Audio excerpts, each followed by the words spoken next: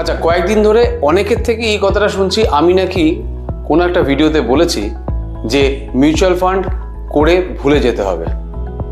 কথাটা একদমই ঠিক শুনেছেন এবং আমি ঠিকই বলেছিলাম।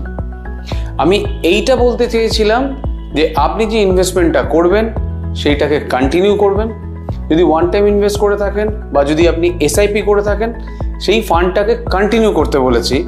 টিভি, ফ্রিজ বা কোনো ইম্পালসিভ বাইংয়ের জন্য বলেছিলাম যেন টাকাটা না তুলে ফেলেন। এটা কিন্তু আমি বলিনি যে রিব্যালেন্সিং না করবার জন্য। যেটা আমি সবসময় সকলকে সাজেস্ট করি, অ্যাটলিস্ট কোয়ার্টারলি আপনার পোর্টফোলিওর একটা রিভিউ হওয়া উচিত।